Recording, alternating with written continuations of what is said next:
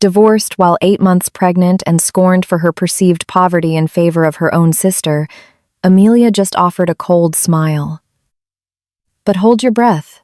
The moment her true identity was revealed, and she brutally bankrupted them in the middle of a lavish wedding party, is the most satisfying financial karma of the year. To all who have subscribed, may your fortunes flourish. Amen. This is her story. My name is Amelia Sterling, and at 30 years old, my true profession is that of a senior independent forensic auditor and the secret majority shareholder of Apex Dynamics Corp. But if you saw me tonight, you would only see a pathetic, 8 months pregnant woman in a faded, floral nightgown, standing in the corner of a luxurious kitchen, an ironic golden cage of my own creation. I designed this stage of deception years ago to test the man I married, letting him feel like a king on a throne I had secretly built for him. My husband, Richard Rick Vance, is the chief operating officer at the company where I invested a colossal sum through an anonymous holding company. In his eyes, and in the world's, he is a self-made business genius who built his career from the ground up. The reality? He was the worst investment I had ever made. His arrogance perfectly masked his incompetence. Lately, he had been looking at me as if I were a pile of expired documents, a heavy burden with a swollen belly that was no longer pleasant to look at, let alone bring to the high society galas that had become his new obsession. In his eyes, I was a deeply embarrassing past. Amelia, can't you even make a proper cup of tea? This is too sweet. No wonder your body is swelling up uncontrollably. The shrill voice of Brenda Vance, my mother-in-law, shattered my calculated reverie from the far end of the kitchen. She sat in the living room, showing off a fake Birkin bag she'd bought with the leftover monthly allowance I provided through Rick's account. Brenda was an old woman obsessed with appearances, valuing social status above all else. In her eyes, I was just a useless, poor woman. She had no idea that the Italian leather sofa she was currently sitting on was purchased directly from my personal stock portfolio. However, tonight was no ordinary night for this family. There was a special guest sitting with her long legs crossed in a display of sickening arrogance. It was Jessica Sterling, my own 7-year-old sister. Jessica was the living definition of a parasite. Since we were teenagers, she had always demanded a false sense of justice, where whatever I had, she must have too. Tonight, she wore a glittering diamond necklace that I recognized all too well. It was worth hundreds of thousands of dollars, purchased using a corporate credit card whose transaction had already appeared on the radar of my private forensic audit. I stepped out of the kitchen, carrying a wooden tray of tea with difficulty due to my burgeoning belly. Each step felt heavy, but my brain was working 1,000 times faster than any computer processor. I placed the tray slowly on the glass coffee table. Just then, Rick walked into the living room, having just returned from work. His expensive suit was impeccable, but the cheap perfume clinging to his collar was the exact same scent Jessica was wearing. "Sit down, Amelia. There's something important I want to discuss," Rick said, his voice as cold as the marble floor beneath my feet. There was no warm greeting for his wife, who was carrying his own flesh and blood. He sat down immediately next to Jessica, their proximity far too close and intimate for a brother-in-law and sister-in-law. "What is it, Rick?"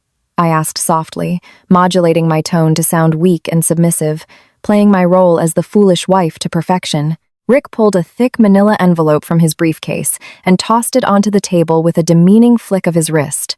It slid smoothly and stopped right in front of my stomach. "Those are divorce papers. I've already signed them. I want to separate. Now. Amelia, I can't continue this pathetic marriage with you anymore." The room fell suddenly silent, creating a cruelly tacit agreement. Brenda sipped her tea with a faint smile she couldn't hide. Jessica stared at her brightly painted red nails, pretending to be indifferent, but the corner of her lip twitched, suppressing a wild laugh of triumph. I stared at the envelope for a moment, then looked intently at my husband's face. "You're really divorcing me when I'm 8 months pregnant with your child, Rick? What's your reason?" I deliberately made my voice tremble, a masterful performance that should have made anyone with a shred of conscience feel disgusted with themselves. "Because I never loved you, Amelia," Rick answered, without a hint of hesitation, his voice radiating the pride of an arrogant man who felt he controlled the world. Our marriage was a huge mistake from the start. My heart wasn't for you. It has always been for Jessica. That sentence was meant to destroy me. But inside my head, that string of disgusting words was just another variable in the deadly mathematical equation I was solving at that very moment. Rick intentionally turned to my sister, taking her hand in front of me, right in front of his mother, who was smiling with pride. Jessica finally dared to look at me, her eyes beaming with the absolute satisfaction of a cheap homewrecker who felt she had won the biggest trophy of her life. I'm sorry, Amelia, but Rick and I have been in love since high school. We dated secretly back then. We were each other's first love. You were just a temporary distraction, while Rick built his career from the ground up. Now he's successful, and we deserve to be happy together. Exactly, Brenda chimed in quickly, placing her teacup down on the table with a clatter. Rick needs a wife who can match his status as an executive. A wife who is beautiful, elegant, modern, who can be taken to high-class parties. Not a frumpy woman in a faded nightgown who belongs in the kitchen. Jessica is far more worthy of being Mrs. Vance. Besides, you've just been mooching off my son in this luxurious house all this time. The disgusting truth was finally served up perfectly tonight. My own sister was apparently my husband's high school ex-girlfriend. All this time, they had been playing this insane game right behind my back, laughing at my fictional stupidity, and patiently waiting for the moment Rick felt rich enough to throw me out onto the street. Rick was so proud to have Jessica as his mistress, feeding her from the same plate I used. Then what about me, Rick? What about the fate of this child? I asked softly, forcing a single tear to fall down my cheek. That is entirely your problem, Rick answered with extreme coldness. I'll give you enough severance to cover your delivery costs after you give birth. I'm ordering you to leave this house forever. Jessica will be moving in next week. We're going to completely renovate the master suite. The three of them thought I would break down sobbing, crawl and beg for mercy at Rick's feet, or hysterically scream and pull Jessica's hair. They truly believed the pregnant woman before them was utterly helpless and would be completely shattered tonight. They were dead wrong. Behind my fake tears, I was accurately calculating the flow of illegal auto-debit funds Rick had transferred to my sister Jessica's account. I was precisely weighing the articles of the civil lawsuit that would soon impoverish him to his very core. I felt no heartbreak whatsoever. I was purely disgusted, utterly exhausted by the cheap drama played by these petty parasites. This luxurious house, the imported marble floors they stood on so arrogantly, the stolen jewelry worth hundreds of thousands around my sister's neck. It was all 100% mine. Rick was just a low-level employee whom I had intentionally given the fake title of COO so his fragile male ego wouldn't be wounded. All right, Rick, I answered in a very quiet voice, slowly wiping my tears with the back of my hand. I picked up a silver pen from the table, bent down slightly with great care, and then signed the divorce papers without a shred of hesitation. Rick seemed a little surprised at how easily his wife surrendered. However, his ego quickly dismissed the strange anomaly. Jessica and Brenda immediately exchanged triumphant glances. They were certain they had just kicked a poor parasite out onto the cold street. I turned my body slowly and walked back towards the kitchen, leaving them to laugh freely as they planned their grand future inside my own house. While stroking my belly in silence, a cynical, ice-cold smile finally spread across my lips. Have your fun tonight, Rick, Jessica, Brenda. My inner voice spoke into the deadly silence. Enjoy the last remnants of your fleeting illusion of wealth. Because tomorrow morning, I, the executioner, will ensure that the three of you are crying in a dilapidated shack that reeks of a sewer, forever recorded as historical trash in every financial institution in this country. The master bedroom door closed soundly behind me, accompanied by the click of the cold, metal double lock. Instantly, my posture, which had been slumped like an oppressed wife, straightened perfectly. The artificial tears that had welled in my eyes dried without a trace. There were no sobs, no dramatic slide down the back of the door, and certainly no wallowing in self-pity on the bed. This room was soundproof, an architectural feature I had intentionally designed not for luxury, but for absolute privacy. I walked towards the large mirror in the corner, staring at my reflection in the faded floral nightgown. This outfit was merely a stage costume, a camouflage uniform that was highly effective at blinding an arrogant man and a greedy mother-in-law. With a single, calm motion, I took off the nightgown and replaced it with an elegant, thick, black silk robe. I caressed my 8-month pregnant belly. Don't be afraid, little one. Your mother is not a weak woman who lets parasites seize our palace. I walked towards the giant mahogany bookshelf that covered one entire wall. Behind a row of thick encyclopedias that Rick never touched because he was too lazy to read, there was a retinal scan panel. I stared straight into the small, hidden lens. A green light blinked silently.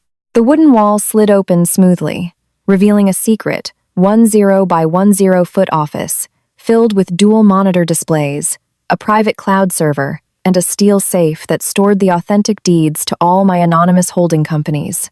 This was my real world, the executioner's command center. I sat down in the ergonomic leather chair and turned on a super-encrypted laptop that had direct access to the financial heart of Apex Dynamics Corp., the company where my idiot husband felt like a king. Rick always boasted about his position as COO, thinking the title was the result of his hard work. In reality, I gave him that seat solely to satisfy his male ego, while keeping him under my supervision. But tonight, he had crossed the line. My fingers danced quickly across the keyboard, entering a series of top-level authorization codes. I initiated a comprehensive forensic audit, combing through every line item, every transaction, and every approval log involving the name Richard Vance for the past 3 years. My husband might have a handsome face and a silver tongue, but he was a complete fool when it came to a digital footprint. The first monitor displayed the company's operational cash flow chart, while the second began filtering suspicious transactions hidden under fictitious vendor expenses. My eyes narrowed as the artificial intelligence system I designed myself detected a recurring anomaly. There was a very neat pattern, but it was primitive enough for a financial expert like me. Rick had designed a covert auto-debit system. Every month on the 15th, right after the main project funds were dispersed, a fantastically large sum of money was automatically transferred to a shell corporation named Sunlight Ventures LLC. Of course, it didn't take me long to dismantle the layers of that sham company. Within seconds, the name of the final beneficiary account owner was displayed brightly on my screen. Jessica Sterling, my own sister, the cheap homewrecker who had been sitting in my living room, flaunting her stolen diamond necklace. I traced Jessica's account mutations with a cynical smile that grew wider. This wasn't just pocket money for designer bags or overseas vacations. The largest transaction occurred 6 months ago, right after I had announced my pregnancy to Rick.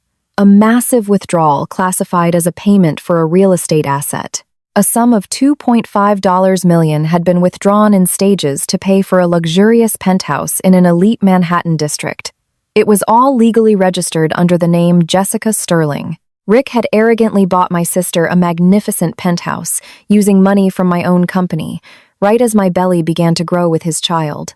They had laughed and made love in an expensive bed bought with my sweat, planning their future after I was kicked out of a house that was mine to begin with. The absurdity almost made me laugh out loud, a cold, deadly laugh. Rick thought he was the apex predator, when in fact he was just dancing in the palm of my hand.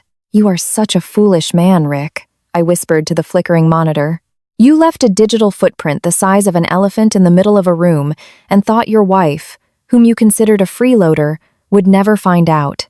I printed all the evidence: the transfer slips, the illegal auto-debit documents, and the deed to Jessica's penthouse. The papers emerged from the printer with a soft hiss, sheet by sheet, becoming their golden tickets to financial hell. This evidence was more than enough to drag Rick to prison on charges of corporate embezzlement. But prison was too easy. Prison still gave him a roof over his head and free meals. I wanted a much more elegant and soul-crushing suffering. I wanted absolute destruction. I grabbed a satellite phone from a drawer, dialing a special number I only used for emergencies. The line rang twice before a deep, professional voice answered. "Good evening, Mrs. Sterling. How can I assist you?" It was Arthur Crane, the most cold-blooded corporate lawyer under exclusive contract with my holding company. "Good evening, Arthur. It's time to work," I said flatly. "Prepare a civil lawsuit in the name of Richard Vance. Sue him for corporate embezzlement of $2.5 million, plus punitive damages at 10 times that amount. I want you to prepare the framework for a forced asset liquidation. Understood, madam. When do we execute? Wait for my signal. Let them have their cheap little wedding party first. I want to seize that penthouse and strip all of Jessica's jewelry right in front of their wedding guests. Make sure you also coordinate with the banks. As soon as I give the order, all accounts under the names Richard Vance and Jessica Sterling are to be frozen instantly.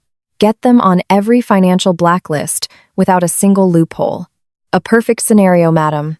I will handle the seizure documents tonight. One more thing, Arthur, I added, staring sharply at the files on my desk. Prepare a top-tier security team. During the execution, I don't want a single item from my house to be taken by them. They are to leave my palace with only the clothes on their backs. I want to see them begging on the streets and ending up in a dilapidated shack on the outskirts of the city. Of course, madam. I will ensure they become the most pathetic vagrants in this city. I ended the call. My office was silent again. I leaned back in my leather chair, feeling a small kick from the baby inside me. I stroked my belly gently. From this moment on, the role of the oppressed, foolish wife was officially erased behind this wall. There is no mercy for traitors. Rick, Jessica, and the greedy Brenda had chosen their own path to become parasites. And as the rightful owner of the garden, it was my duty to uproot those parasites to their very core, then burn them to dust. I would let them fly high, enjoying the illusion of success I built before I finally cut off their wings. They would one day be recorded only as historical trash, never to rise again. The morning sun pierced through the silk curtains in the main dining room, illuminating the long, Italian marble table. I descended the staircase with slow steps, deliberately wearing the same faded, worn-out nightgown as last night. The bags under my eyes were slightly dark, not from crying over my marriage, but because I had spent the entire night formulating the civil lawsuit that would impoverish them all to rock bottom. At the dining table, the cheap comedy show had already begun. Rick sat at the head of the table, a seat I had actually purchased with dividends from my stock portfolio. He wore a custom-tailored navy suit, looking arrogant and confident. To his right sat Jessica, my sister and the shameless homewrecker, spreading jam on a piece of toast for my husband, acting as if she were the rightful lady of the house. And, of course, in the corner, Brenda was busy fiddling with a gold ring on her finger, giving me the same condescending look I knew so well. "Sit down, Amelia," Rick ordered without looking at me, his eyes focused on the smart tablet in his hand. I pulled out the farthest chair and sat in silence, holding my pregnant belly. "I've had my lawyer draft the final documents. We agreed last night.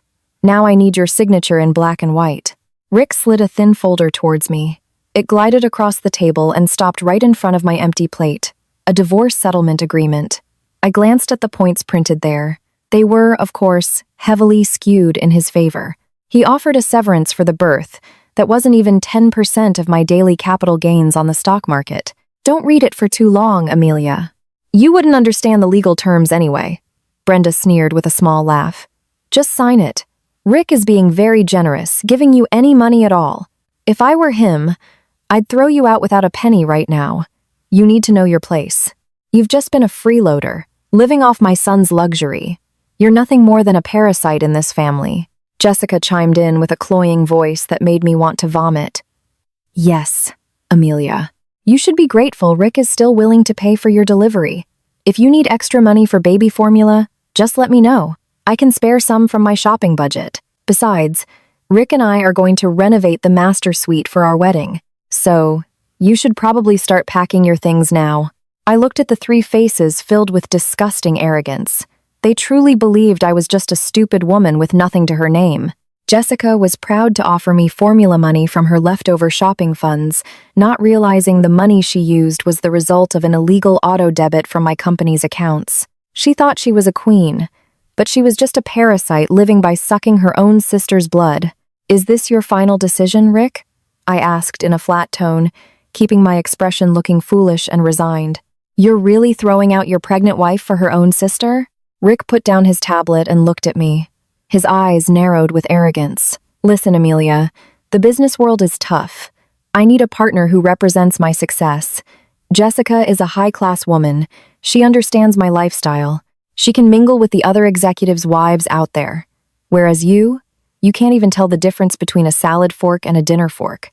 I'm sick of seeing you walking around my house in that hick nightgown. Sign the papers, and after that child is born, you need to get out of here. My house, he said. The man's arrogance completely blinded his reason. He forgot that the deed to this 5-acre property was registered under a holding company that I controlled 100%. He had no idea that in a matter of days, I would use my absolute veto power on the board of directors to strip him of all his positions in the most humiliating way possible. Without another word, I picked up the pen lying next to the folder with a slow, deliberate motion. I affixed my signature above the line. That signature was not a defeat. It was a financial death sentence for Richard Vance. I pushed the folder back towards Rick. He took it with a satisfied smile, as if he had just won a $1 billion contract.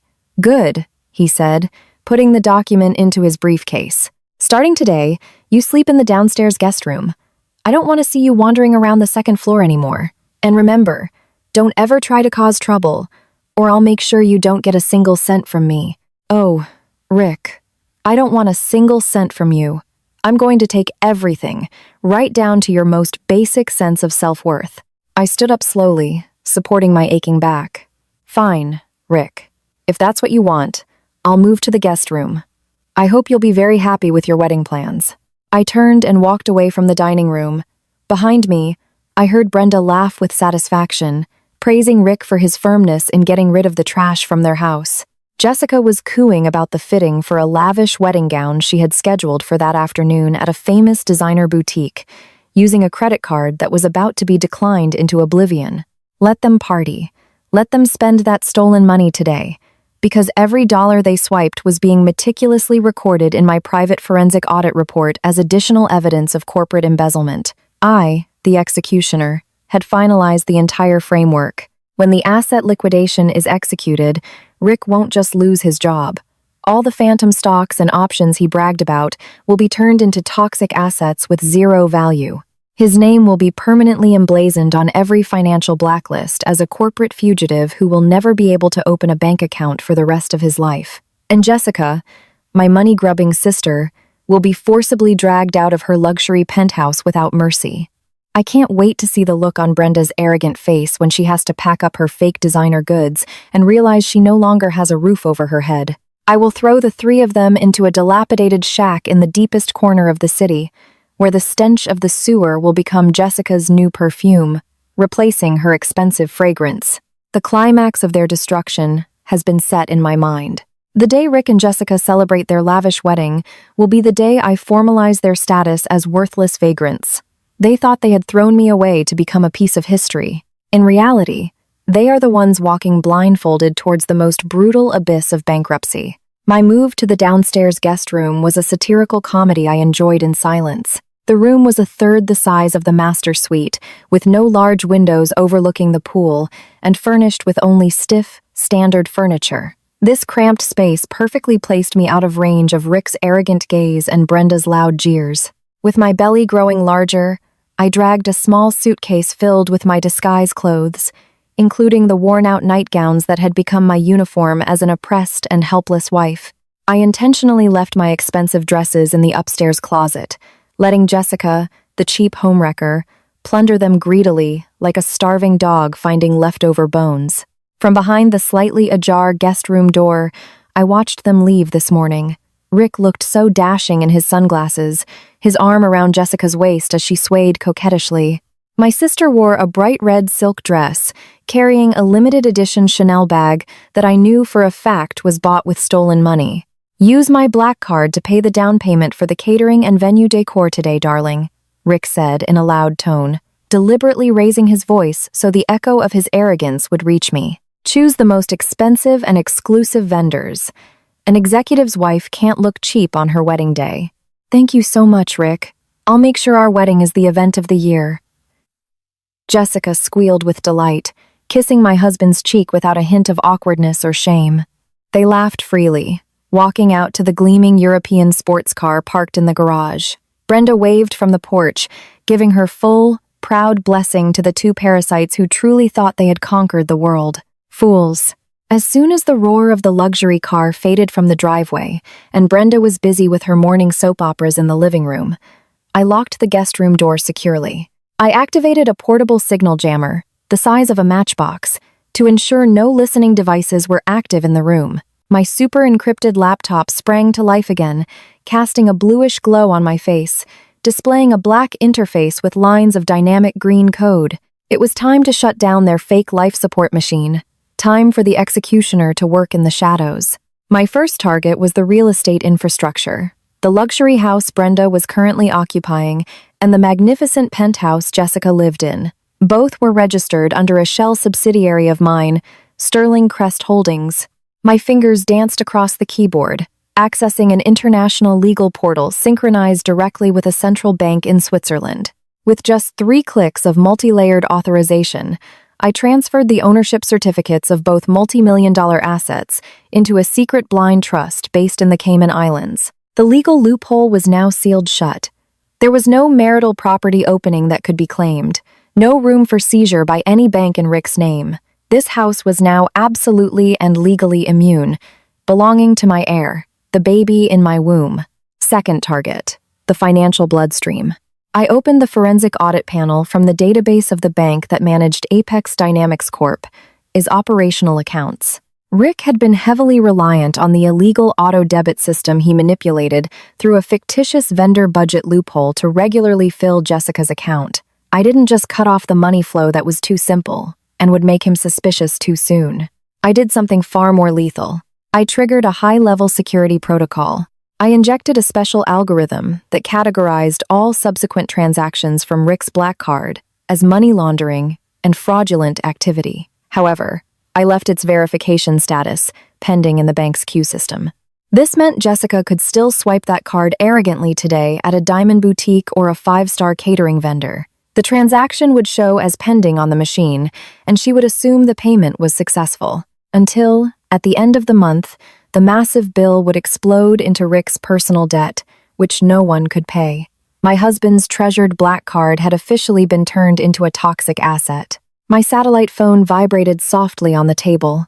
Arthur Crane's name appeared on the screen. "Status report, Arthur," I said coldly, my eyes fixed on my personal stock portfolio chart, which continued to glow green. "Everything is proceeding according to your precise instructions, Mrs. Sterling." Arthur's baritone voice sounded calm yet deadly.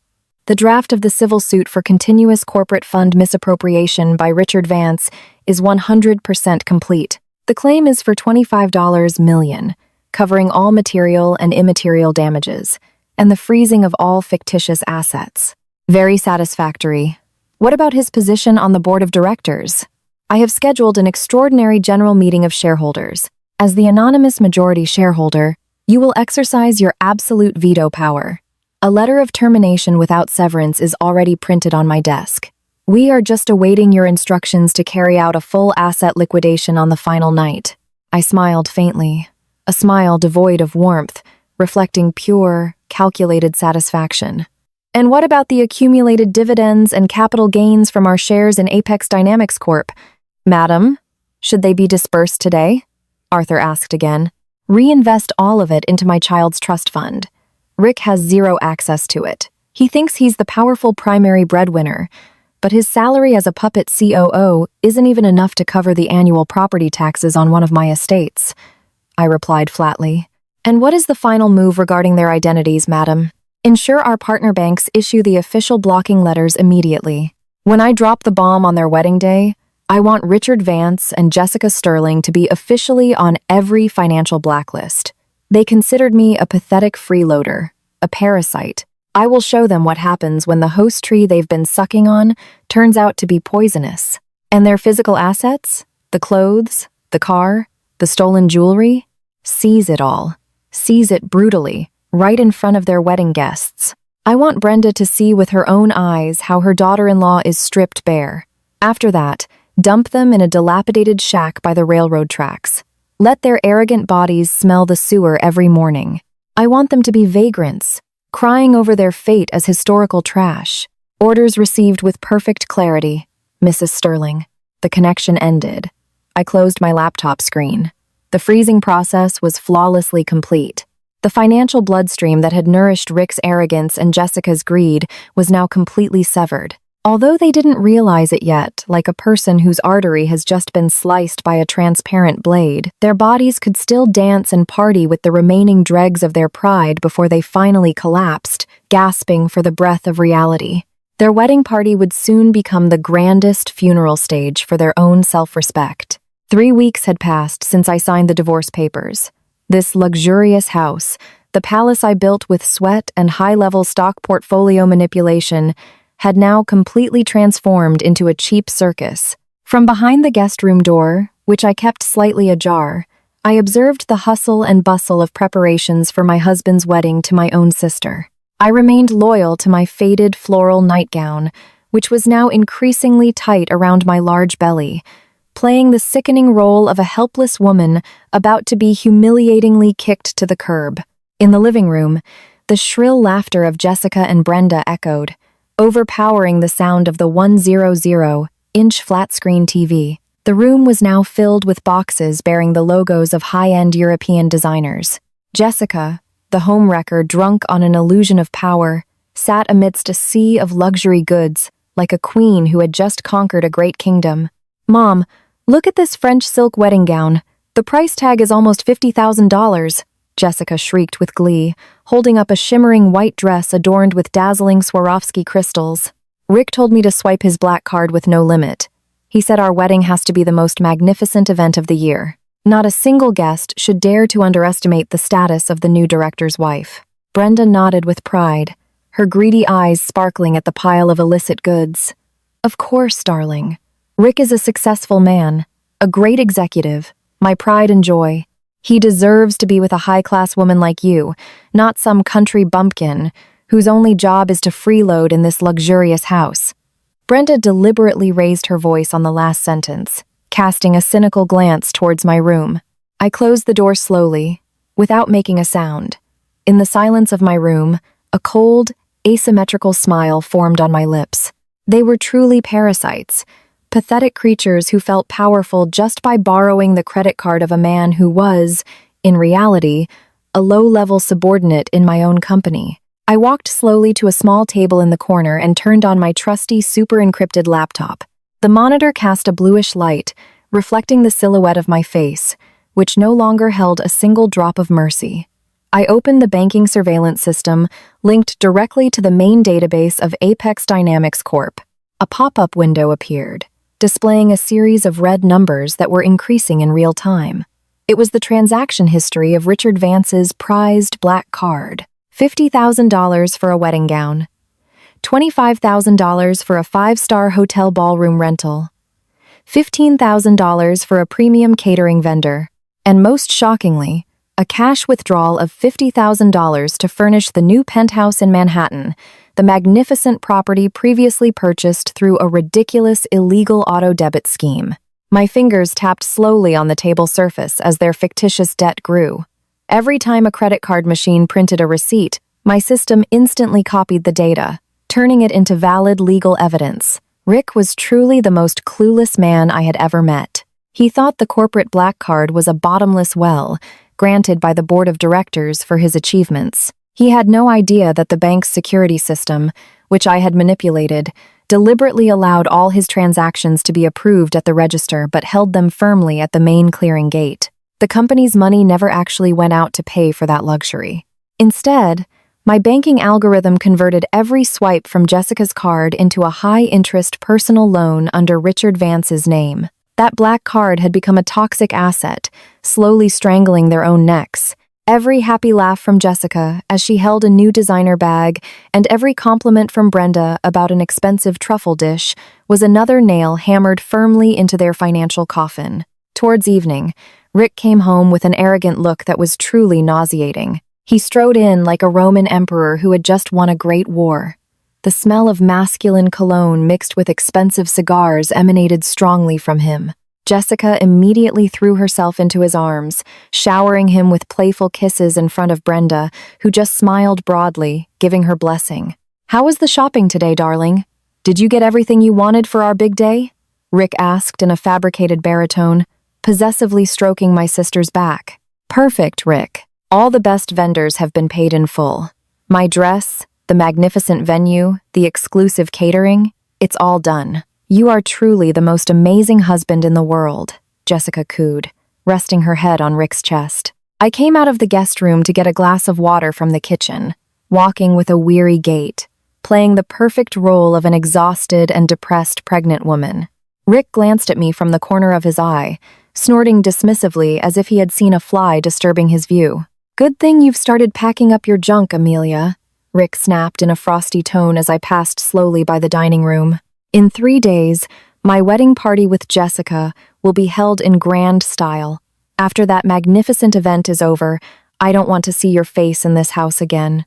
I'll transfer your severance at the beginning of next month. Go find a cheap rental that fits your social class. I bowed my head deeply, hiding the murderous glint behind my eyelashes. Yes, Rick, I understand, I replied in a voice so faint it was almost inaudible, deliberately making it tremble.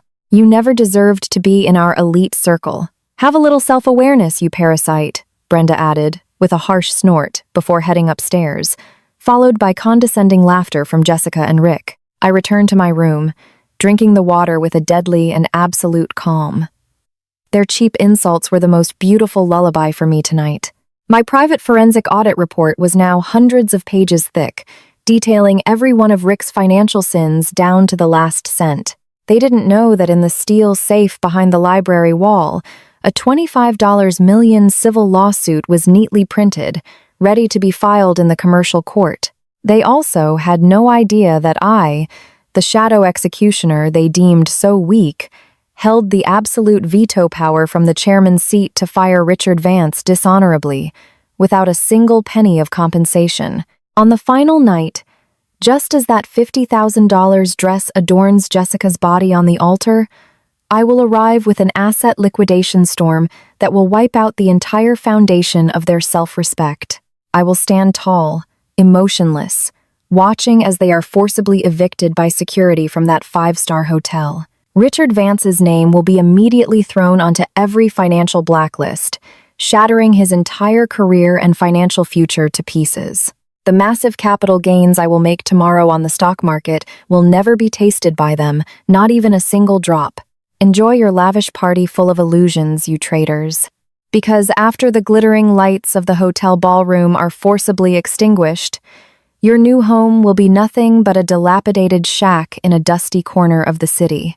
You will wake up to the stench of the sewer stinging your lungs, sleeping on used cardboard boxes as vagrants with no direction in life. And in the dark history of this family, your names will only be remembered as trash, utterly destroyed by your own foolishness and greed. No mercy. Only precise numbers and absolute execution. You have only 3 days left to breathe easily. The afternoon sun scorched the city asphalt, as if celebrating the final day of Richard Vance's illusory life of luxury. At home, the 3 parasites were busy pampering themselves. Rick had ordered an exclusive in-home massage service, while Jessica, the cheap homewrecker, and Brenda spent their time at a VIP salon for pre-wedding treatments. They thought I was cooped up in the guest room, crying over my fate as a discarded woman mooching off their palace. In reality, I had just stepped out of the private elevator lobby of my holding company's skyscraper. The 50th floor conference room was soundproof and lined with bulletproof glass. Across the black marble table sat Arthur Crane, my top lawyer, along with 2 senior notaries who had been sworn to secrecy about my identity.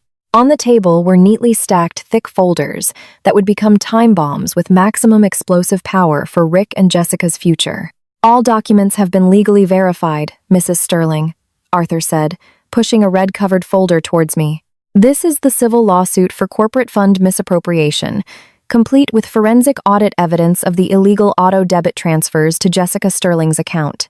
I opened the folder.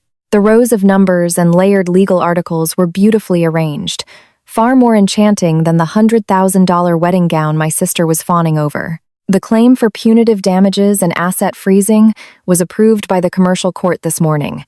The total liability Richard Vance must pay is $25 million. And since all the credit cards he used to finance tomorrow's party have been converted by you into toxic assets, his personal debt at the bank will explode tonight, Arthur explained with deadly precision.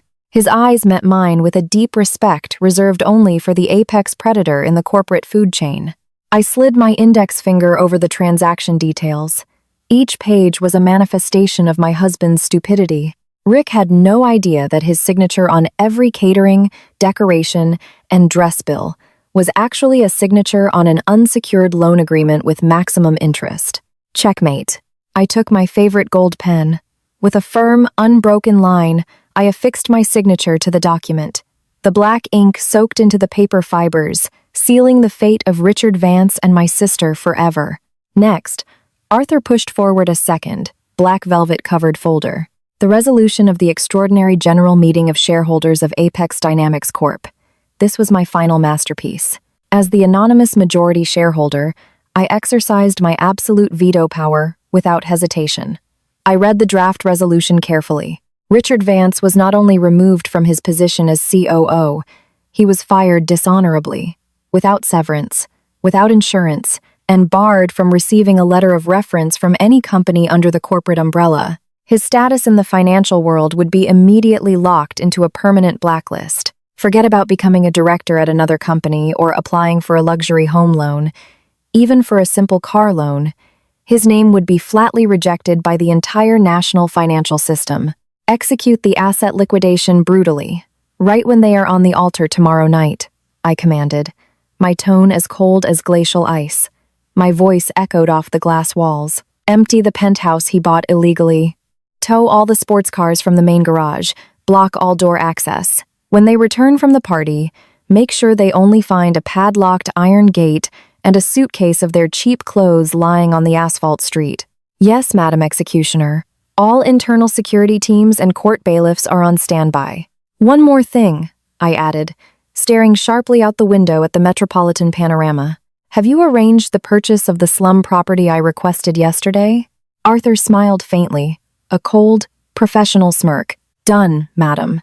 I have purchased a dilapidated shack in a slum area by the railroad tracks under the name Richard Vance.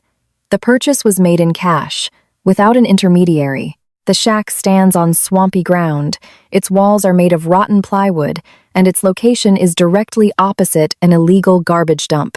I let out a small, dry laugh. Perfect. They must have a legal address for the court's debt collection notices. Let Brenda's arrogant body and Jessica's smooth skin smell the sewer every morning. I want them to realize how degrading it is to live as vagrants under the hot sun. I left the notary's office feeling as light as a feather. The baby in my womb would not be born from the womb of a weak woman. He would inherit the throne from a mother who understood how to annihilate her enemies without getting her hands dirty. Upon returning home, a stiff, lonely atmosphere greeted me for the last time. I entered the stuffy guest room and stood before the mirror. The reflection still wore the faded floral nightgown that had been my reliable mask, a costume that made Brenda feel she had the right to berate me every morning and made my sister feel she had won by stealing a successful man. I traced the cheap fabric, remembering every insult they had hurled, thinking of me as just a parasite in their lives. They were so blind. I took a long breath and pulled the nightgown off my body. The fabric fell to the marble floor with a soft sound, as if breaking the shackles of falsehood. With it crumbled the identity of Amelia, the oppressed, foolish wife. I walked to a secret suitcase and pulled out an exclusive designer maternity gown in midnight blue, paired with a bone-white silk blazer that exuded pure aristocratic aura. I applied sharp makeup, styled my hair elegantly, and wore a diamond-encrusted Patek Philippe watch. The woman staring back at me in the mirror was now the absolute ruler of a massive investment portfolio that sheltered the very place they earned their living, the storm that would sweep away their arrogance. I put a few personal documents into a Rimowa cabin suitcase. I left nothing but emptiness in this room. While Jessica and Rick were busy laughing at the altar tomorrow night, they would never realize that the floor they stood on was crumbling into the depths of financial hell. I pulled the handle of my suitcase, breaking the silence of the house. Before stepping out and closing the door forever, I glanced back one last time. Goodbye, illusion. Tomorrow night, I will let them exchange their vows under the glittering crystal chandeliers of the ballroom. I will let Brenda puff out her chest with pride. Then, at the peak of their euphoria, I will step in and read their social death sentence directly to them. All the capital gains I reap tomorrow will be directly proportional to their tears of despair. The names Richard Vance, Jessica Sterling, and Brenda Vance will be erased from high society civilization, their status changed to worthless, historical trash. The total annihilation has officially begun. The five-star hotel ballroom was transformed to resemble the Palace of Versailles, exactly matching my sister's tacky obsession. Giant crystal chandeliers cast a golden glow across the room, illuminating thousands of imported white roses that spread a sickeningly sweet fragrance. On the ostentatious wedding stage, Richard Vance stood proudly in an ivory tuxedo, holding the hand of Jessica, who was draped in a $50,000 silk gown. The cheap homewrecker smiled broadly, showing off her white teeth to hundreds of high society guests, most of whom were business colleagues from my own company.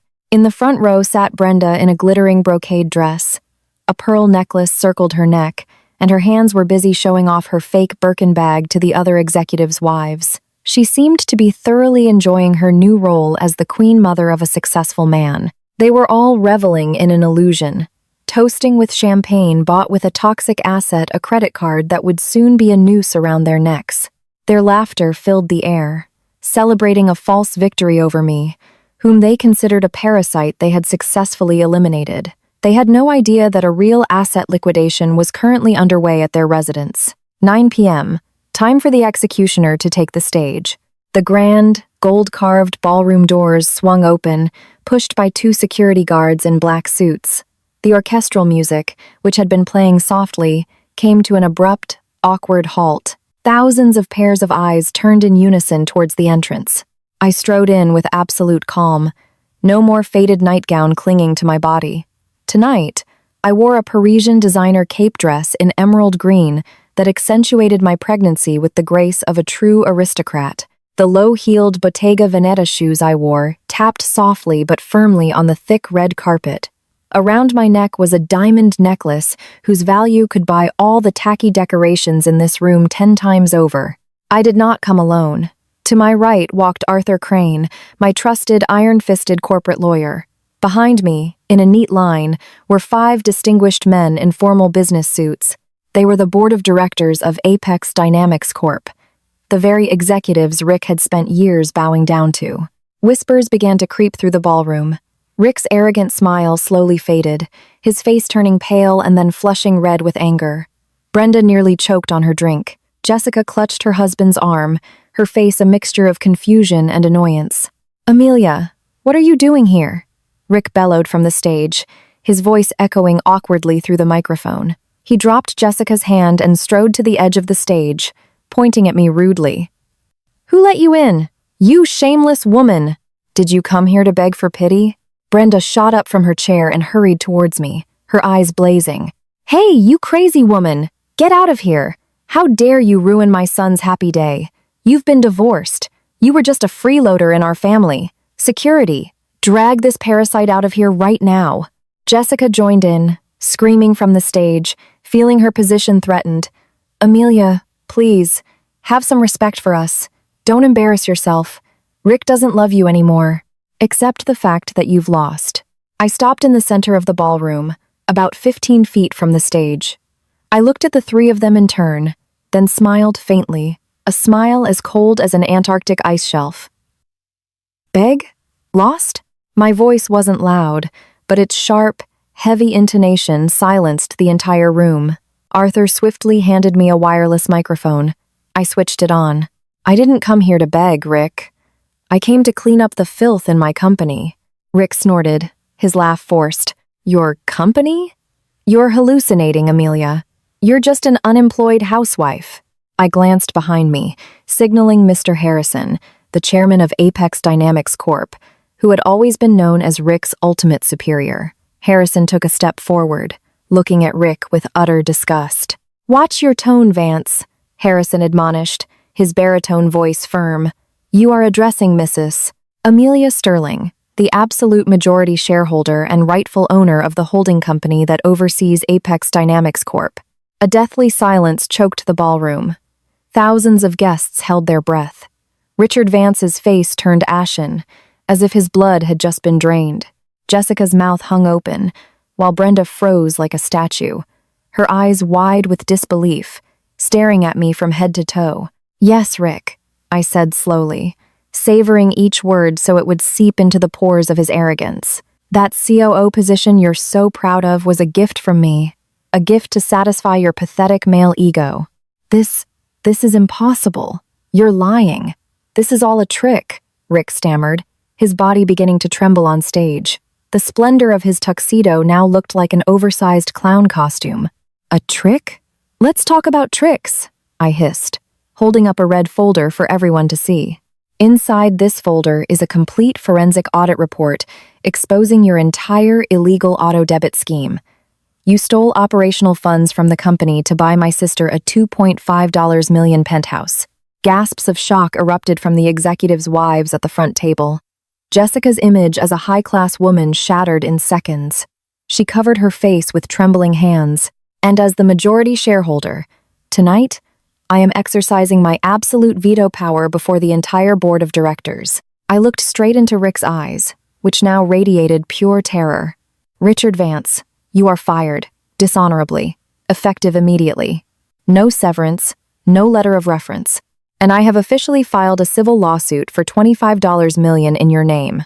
The room buzzed with contemptuous gossip, but not a single colleague dared to interrupt my decision. "Amelia, you can't do this to us," Jessica wailed, her beautiful face now streaked with tears of fear. Her lavish gown could no longer hide the fact that she was just a parasite. "Shut your mouth, Jessica. You are nothing more than a cheap thief," I retorted coldly. "You're proud to wear that diamond necklace? Proud of this party? The credit card bill Rick used to finance this circus will never be paid by my company. Your names have been submitted to every financial blacklist. You are both officially bankrupt." Brenda suddenly collapsed onto the red carpet, her legs no longer able to support her trembling body. Her fake Birkin bag fell to the floor. "Amelia, dear, I'm sorry. I didn't know," she whimpered, trying to grab the hem of my shoe. I took a small step back, avoiding her touch as if she were a contagious disease. "Don't touch me, Brenda. You said I was a freeloader. Just so you know, the luxurious house you lived in was bought with dividends from my personal portfolio. And at this very second, my security team is removing all of your junk from my house and Jessica's penthouse." The three of them had officially lost everything. Their illusion had been blown to smithereens. "You thought you could throw me away like trash. You were dead wrong," I said, my voice echoing through the room like an irrevocable verdict. "The capital gains I reap tomorrow morning will not spare a single drop for you. Starting tonight, get ready to find a dilapidated shack by the railroad tracks. Get your lungs used to breathing in the stench of the sewer, because that is a fitting place for treacherous vagrants like you. In my life, you are nothing but historical trash that will soon be forgotten." Rick fell to his knees on the stage.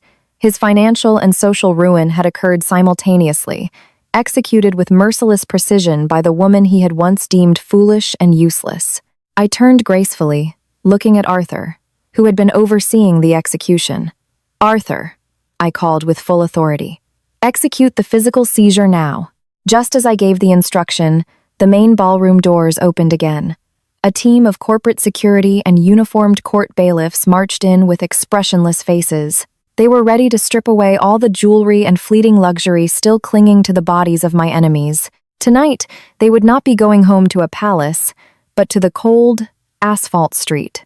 The steady march of the uniformed security officers and court bailiffs cut through the ballroom like angels of death arriving to claim their due. The hundreds of pairs of eyes belonging to directors, managers, and business colleagues of Apex Dynamics Corp. now stared in horror at the magnificent wedding stage. The romantic orchestral music was gone. All that remained was a suffocating silence and the stifled sobs of my sister, the cheap homewrecker forced to swallow her own failure to be queen for a day. I stood with perfect posture, staring straight at the three pathetic humans trembling beneath my feet. The role of the foolish wife in a faded nightgown was officially buried tonight. I was the executioner. Gentlemen, carry out your duties. The physical asset liquidation begins now, I commanded, my voice calm but its certainty echoing with deadly finality throughout the room. The team of bailiffs moved swiftly up the stage steps. Richard Vance, my ex-husband who had been so arrogant and powerful when he handed me divorce papers, now stumbled backward pathetically. Cold sweat drenched his forehead, ruining his slick, expensive hairstyle. His once sky-high ego was shattered. "Excuse me, Mr. Vance. We have an official, non-negotiable seizure warrant from the commercial court," the head bailiff stated in a flat baritone, thrusting a red-stamped document in front of Rick's face. "Please surrender your wallet, all corporate credit cards, the Rolex watch on your wrist, and the keys to the sports car parked in the VIP basement. All of it is now evidence in a $25 million civil lawsuit." "No! You can't do this to me. I'm the chief operating officer of this company," Rick shrieked hysterically, his voice cracking, all authority gone. He turned to me with a nauseatingly pathetic look. "Amelia, please, don't humiliate me in front of my colleagues. I promise, I'll give everything back to you."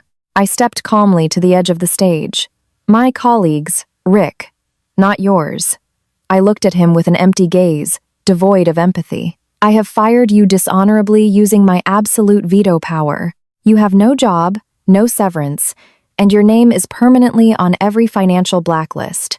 The sports car you so arrogantly drove here is registered to my personal holding company. The credit card in your wallet? It's a toxic asset whose bill will haunt you to the grave. Surrender it all now, or they will strip you bare right here." With a violently trembling hand, Rick removed his luxury watch and handed over his car keys and leather wallet. He had been stripped of every symbol of his masculine pride in front of the entire world. My attention then slowly shifted to Jessica. My sister was sobbing uncontrollably, clutching Rick's arm, which was now useless as a shield. The $50,000 white silk gown that draped her slender body now looked like an expensive shroud wrapping a living corpse. "Miss Jessica Sterling," said a female bailiff, approaching her with an uncompromising expression. "The diamond necklace, earrings, and bracelet you are wearing were purchased through illegal auto-debit transactions using company funds. Please remove them now. They are not yours." "No, these are mine. Rick bought them for me for my historic wedding day," Jessica cried, stumbling back, desperately covering her neck with her trembling hands. She looked at me with a mixture of hatred and overwhelming panic. "Amelia, you are a truly evil woman. You are a cruel sister. You're already so rich. Why are you still taking my things?"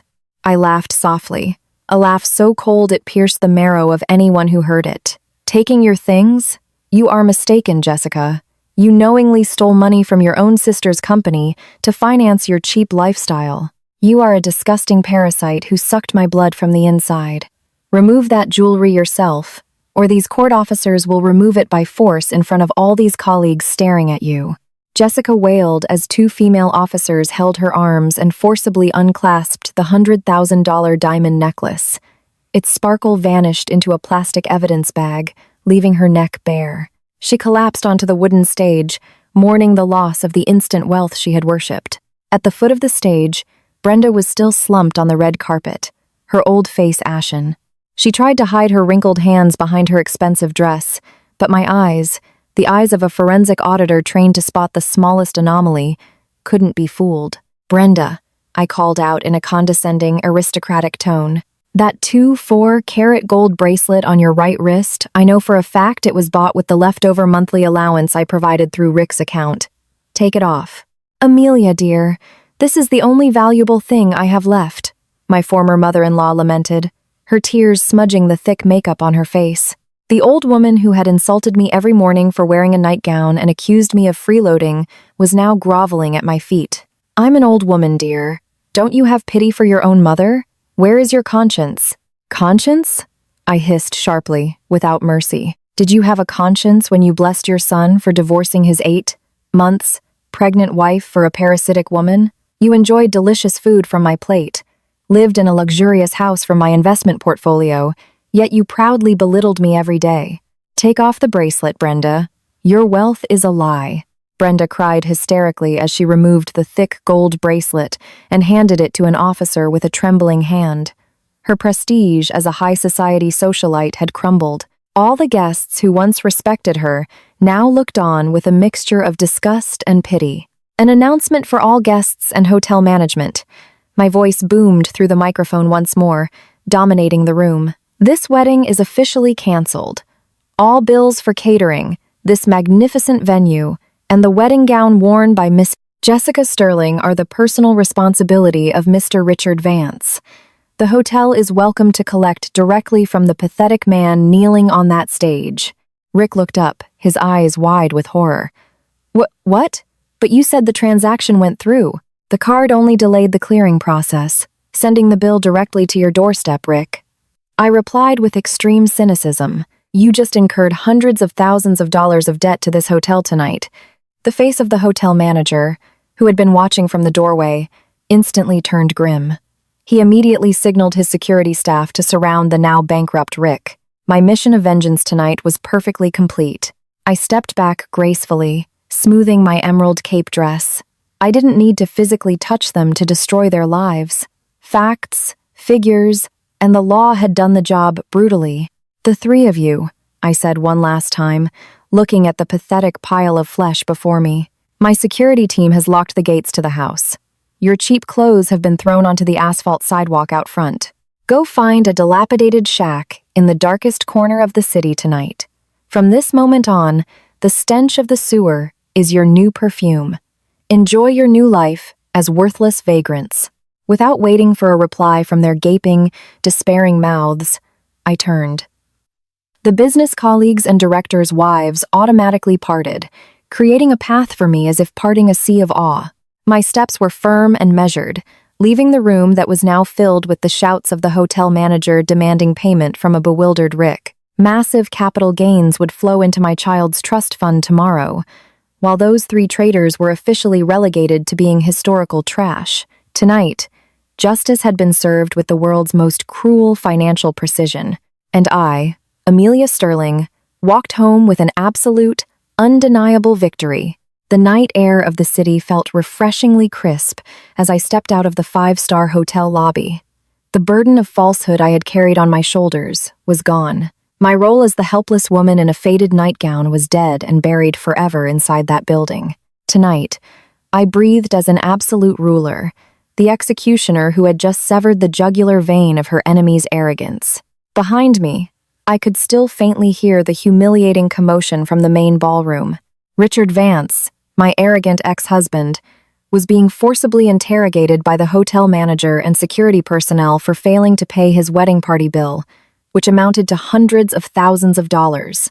The corporate credit card he had always brandished to belittle me had officially become a toxic asset, now locking his neck in an endless coil of instant debt.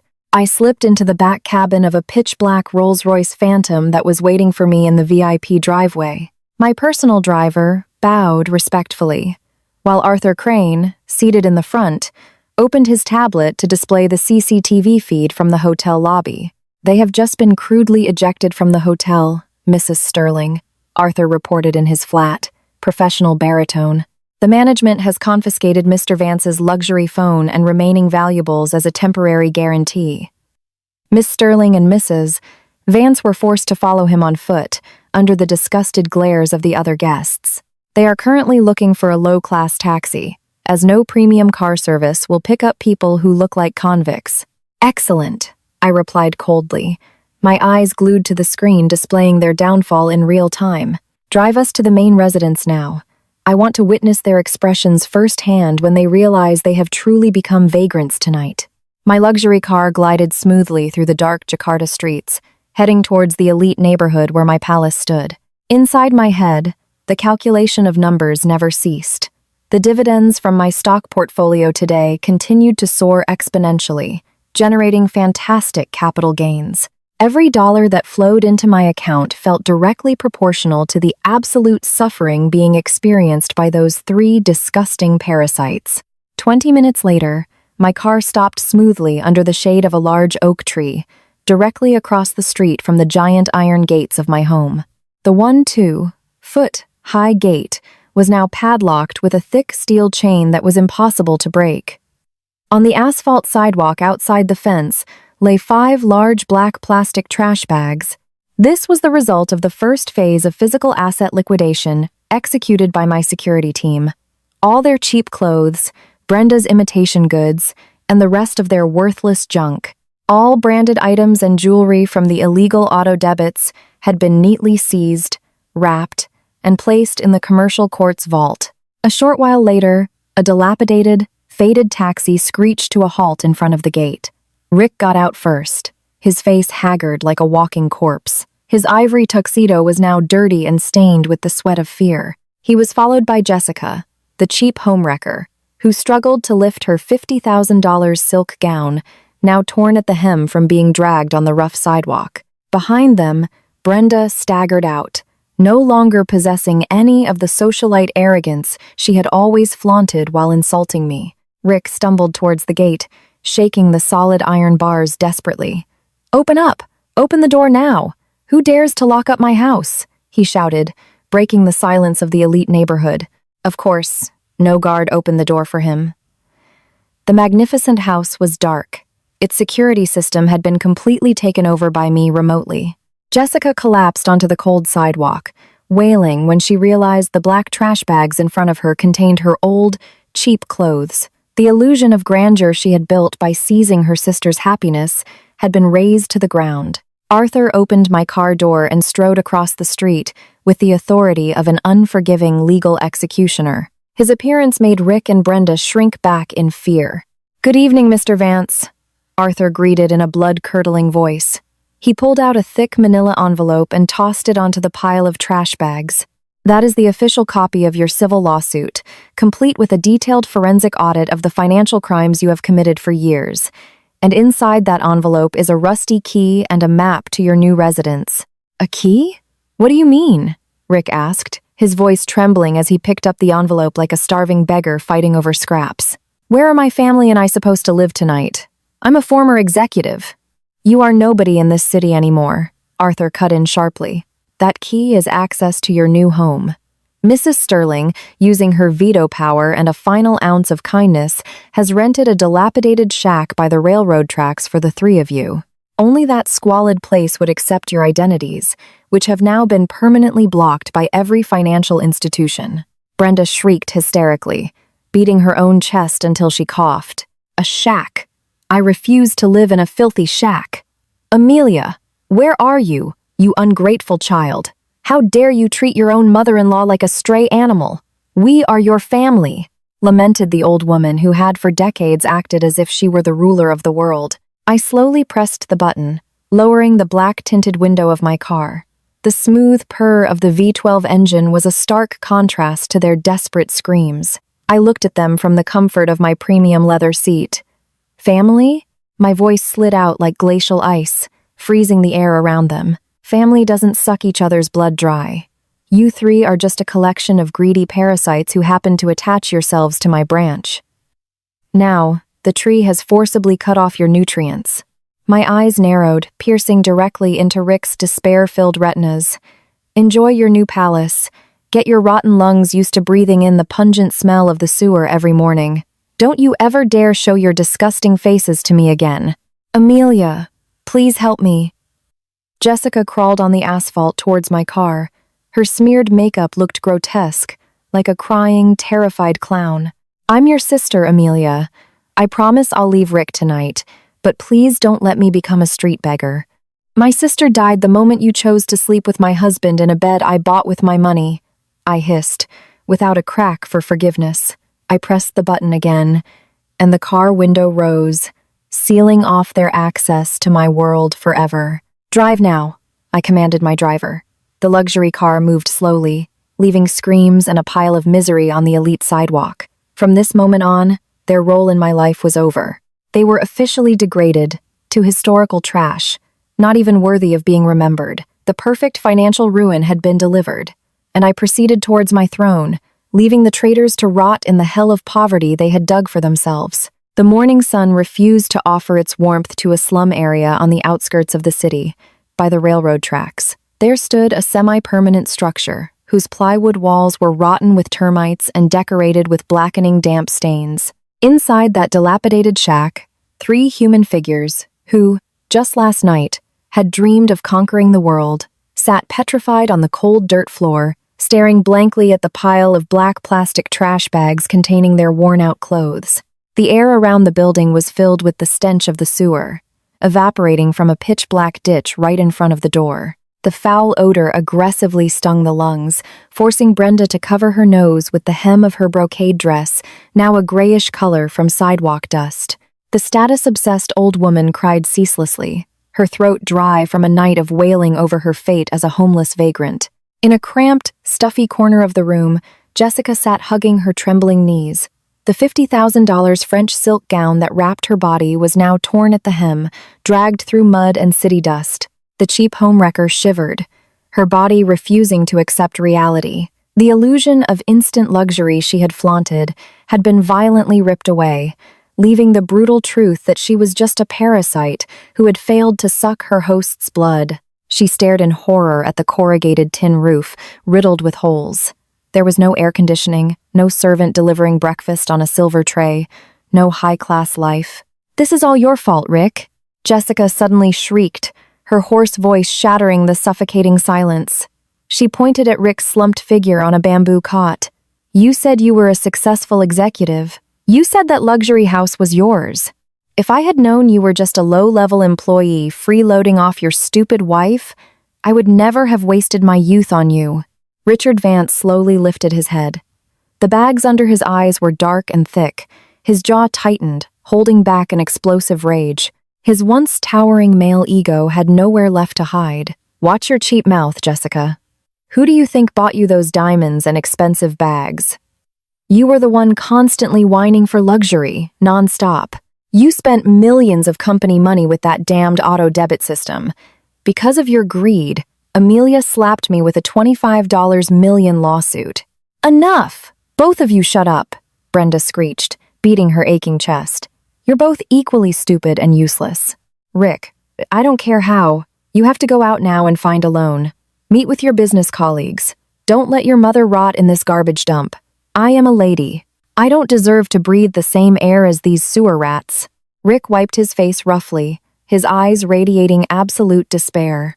Earlier that morning, as the sun rose, he had tried his luck. He had walked 2 miles to a grimy internet cafe to access his remaining network, but karma worked faster and harder than he had anticipated. All his banking access was locked down. His name was permanently displayed in red on every financial blacklist. Every time he tried to call a former colleague or vendor who once fawned over him, the call was flatly rejected. Amelia hadn't just fired him. She had distributed copies of his forensic audit to the entire corporate network of the city. Rick was now recognized as historical trash in the business world, a civil fugitive no company would even consider for a janitor position. The hand that once signed multi-million-dollar checks now trembled with hunger. Far from the despair consuming that squalid shack, on the 60th floor of a skyscraper in the heart of the business district, Amelia Sterling stood with perfect grace. Behind the bulletproof glass wall of her CEO's office, she held a porcelain cup of warm chamomile tea, gazing at the metropolitan panorama spread beneath her like a giant chessboard she had already won. There was no trace of the hurt woman in a cheap nightgown. Her posture was perfect, her aura radiating the absolute power of an heiress. On the black marble desk behind her lay a tablet displaying a hidden surveillance camera feed. Arthur had ensured the rented shack was equipped with mini audiovisual devices before her enemies arrived. "Our portfolio report this morning is very satisfactory, Mrs. Sterling," said Arthur, who stood tall reading the data. "The market has responded very positively to the board reshuffle. Our stock jumped 5% at the market opening today, generating hundreds of millions in capital gains. Simultaneously, the late penalties on the toxic asset debt tied to Richard Vance's name continue to compound sharply, without mercy." Amelia sipped her tea slowly. She glanced at the tablet screen, which showed Jessica screaming hysterically as a centipede crawled near her shoe. Amelia's eyes showed not a flicker of pity. They were just a collection of parasites harvesting the fruit of their own greed. "Send a copy of the court-ordered debt collection notice to their shack address every week, regularly, Arthur," Amelia commanded, her tone as cold as glacial ice. "Make sure the courier delivers it just as they are boiling their last packet of instant noodles. I want that bill to be the side dish to the suffering they must swallow every day." Also ensure my veto power closes every loophole for pro bono legal aid for that traitor. Orders will be executed perfectly, madam. Inside the stuffy shack, Brenda's delusion became her last defense mechanism. Amelia will surely come for us, the old woman mumbled, hugging her knees, her gaze vacant. She's just angry for a while. Tomorrow, her driver will come with that luxury car. She refused to accept that the daughter-in-law she had tormented was now her financial angel of death. Meanwhile, starvation forced Jessica to abandon her pride. The former prima donna took off her imitation earrings, intending to sell them at a flea market. But when she stepped outside, a group of neighborhood women stared at her with disgust. The news of the corrupt executive and the cheap homewrecker had spread even to this slum. There was no sympathy for a fallen thief, only spits of hatred. Amelia smiled faintly, watching the social degradation recorded on her screen. She gently caressed her swelling belly. The child in her womb would inherit a clean, untouched empire. Justice does not work with tears. Justice works through numbers and absolute execution, letting the traitors devour each other until they are nothing but dust. 2 weeks passed since the gavel of financial justice fell without mercy. In a dilapidated shack creaking against the coastal night winds of the city, a living hell had completely taken over what remained of their lives. There was no longer any trace of arrogance on Richard Vance's gaunt face. The former sham COO now huddled in a cramped corner, sitting on a thin, moldy mat, clutching his stomach, which was twisted in the agony of chronic hunger. The humid night air seeped through the termite-eaten plywood walls, carrying with it the thick stench of the sewer mixed with wet garbage, which had now become their daily oxygen supply. Across the dimly lit room, Brenda lay weakly on a rickety bamboo cot, her wrinkled skin covered in an itchy red rash from the contaminated groundwater they were forced to use. Her once gleaming brocade dress was now a filthy rag wrapping her frail body. The status-obsessed woman who had once loved to belittle her daughter-in-law for wearing a faded nightgown was now nothing more than a piece of meat waiting for a humiliating death. She rambled incoherently, blaming fate, blaming the weather, but her ego stubbornly refused to blame her own greed. Extreme poverty is the perfect solvent for a love built on a foundation of material lies. In the corner of a kitchen without a stove, Jessica stared at her reflection in a cracked piece of mirror she had salvaged from a dumpster. Her beautiful face, once treated at million-dollar beauty clinics, was now dull, oily, and adorned with dark circles and chapped lips. The cheap homewrecker had finally reached the end of her sanity. The grand illusion that she had won the true love of a successful man had been shattered. Richard Vance was no Prince Charming. He was a leech who had lost his host. With stealthy movements, Jessica began stuffing her remaining dirty clothes into a large black plastic bag. She packed a few pieces of imitation jewelry that had been overlooked during the initial seizure. She had made up her mind. She would leave tonight. To stay another night in this disgusting, foul-smelling place was tantamount to slow suicide. "Where are you going, Jessica?" Rick's hoarse, dry voice suddenly broke the suffocating silence, stopping Jessica at the threshold of the rotting wooden door. Rick stood up with difficulty, supporting himself against the fragile wall. His once impeccable body was now frighteningly thin, a walking skeleton.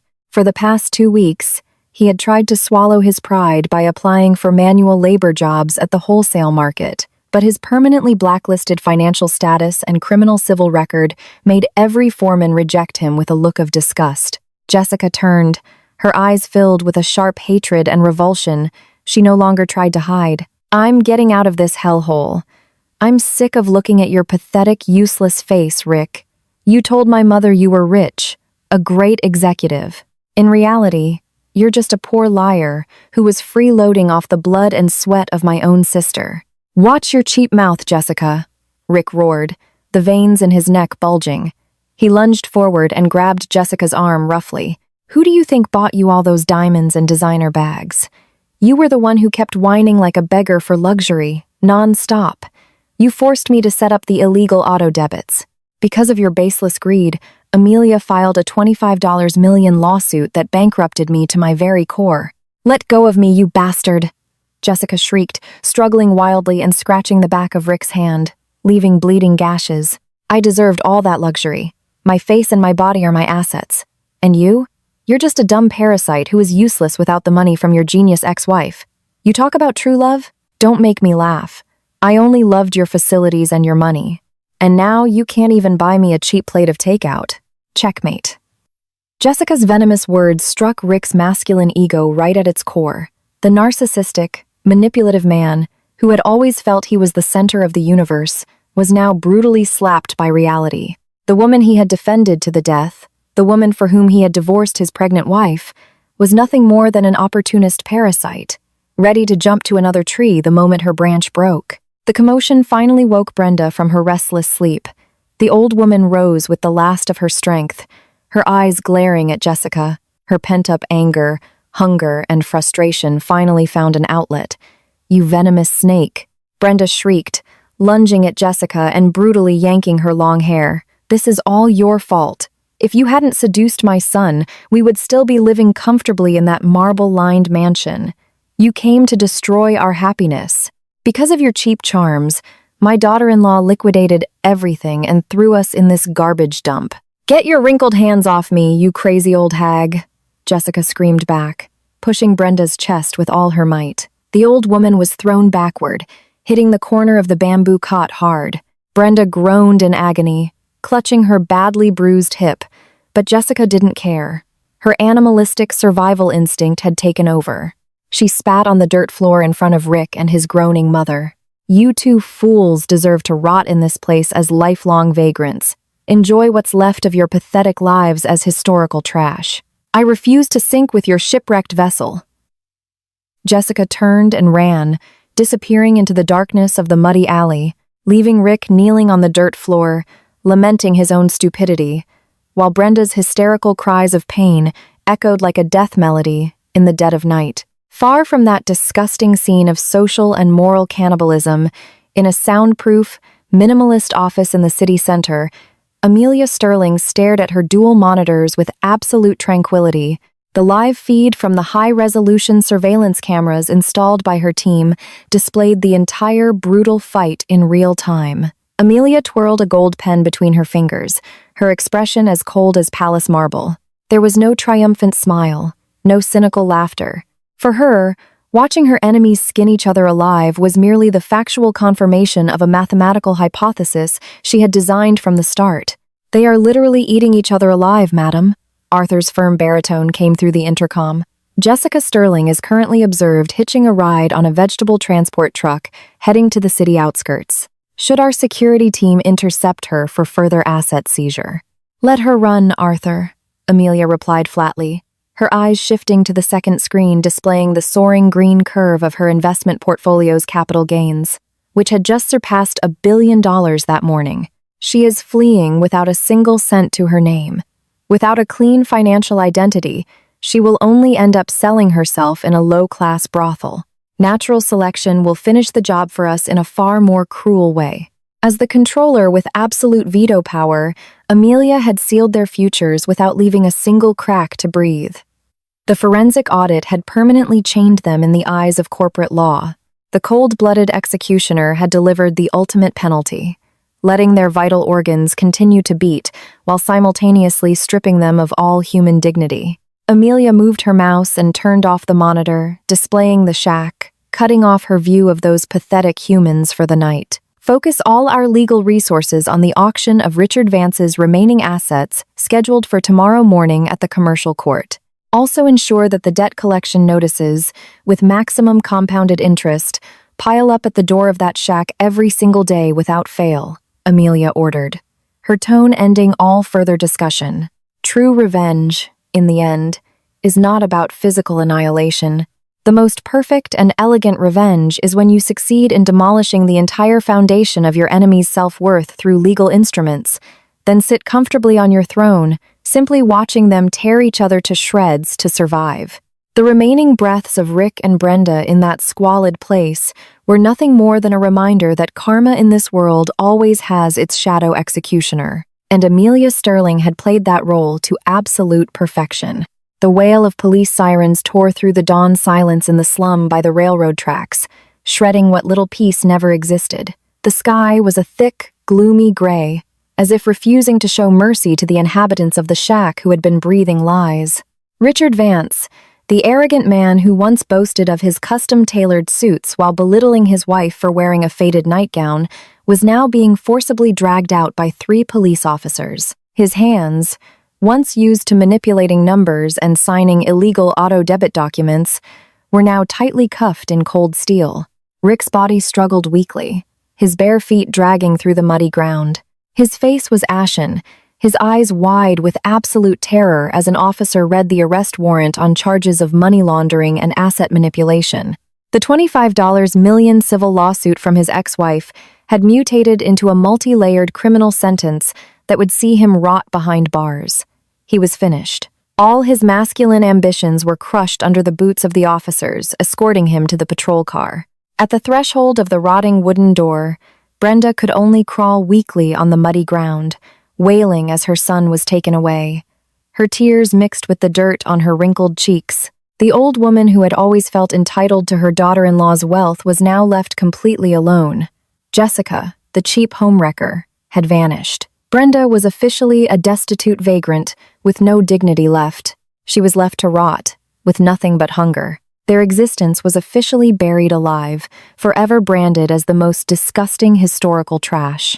Far from the stench of poverty consuming that treacherous family, a new life was being welcomed with absolute luxury. On the top floor of the most elite private hospital in the heart of the capital, Amelia Sterling rested calmly in a VVIP maternity suite designed to resemble a 5-star penthouse. The contrast was staggering.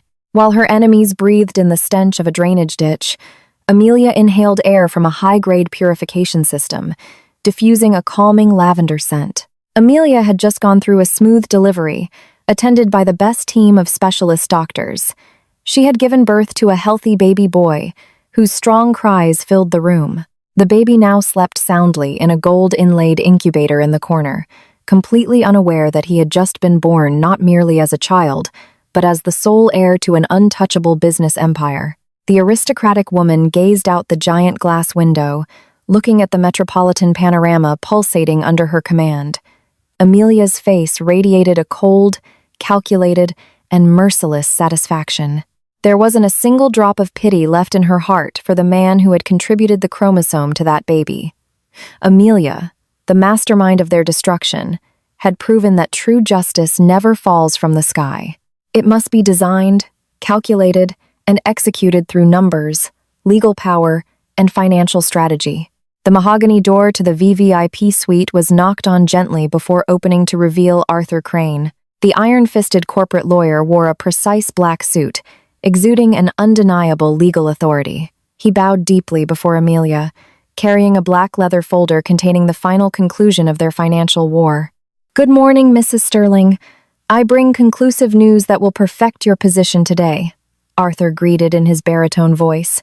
"As per the asset liquidation scenario you ordered, Richard Vance was officially detained at dawn on multiple charges. All his bail applications have been flatly rejected by the prosecutor's office. Through our banking interventions, his name has been permanently locked down on every financial blacklist." Amelia turned slowly from the window, her gaze as sharp as a scalpel. "And what about the fictitious asset structure he was so proud of, Arthur? Have all the penalty debts started to accrue?" she asked, her calm tone signaling the authority of an apex predator. "Leveled to the ground, madam," Arthur reported, showing a row of bolded numbers. "All debts with a compound interest system have been charged to Richard Vance. Because he used the credit card you turned into a toxic asset, the interest multiplies weekly. He is not just an ordinary inmate. He is a lifelong debt slave whose prison wages will be automatically garnished." Amelia nodded slowly, absorbing the information like a beautiful classical symphony. "As for Brenda Vance," Arthur continued flatly, "the old woman is now truly living on the streets. She survives by eating leftovers and begging for mercy from the very people she once arrogantly looked down upon. And your sister, Jessica Sterling, internal intelligence reports that she has been trapped by a loan shark syndicate on the North Coast after failing to pawn off her fake identity. She is now a prisoner of street thugs. All 3 have been systematically destroyed by their own parasitic nature. Very satisfactory," Amelia hissed, her voice like a bone-chilling wind. She glanced at the final forensic audit report and court documents on the marble nightstand. Those stamped papers were physical proof that betrayal could never defeat structural intelligence. Using her absolute veto power, Amelia had swept the deadly pests from her life without soiling her hands with physical violence. She had slaughtered their character with the law and impoverished their souls with the banking system. Amelia slowly turned her gaze to the baby boy still sleeping in the luxurious glass crib. That small creature was her future, the only human with the legitimacy to enjoy the trillions in capital gains from her global investment portfolio. The baby would never know the biological father, who was a petty corrupter, nor the money-grubbing grandmother who traded her conscience for a fake handbag. This child would grow up under the magnificent shadow of a mother who understood how to turn the world on its axis, a formidable woman who refused to be a victim of a manipulative man. That morning, amidst the splendor of the VVIP room, bathed in the golden light reflected from the city's skyscrapers, Amelia Sterling celebrated her absolute freedom in silence.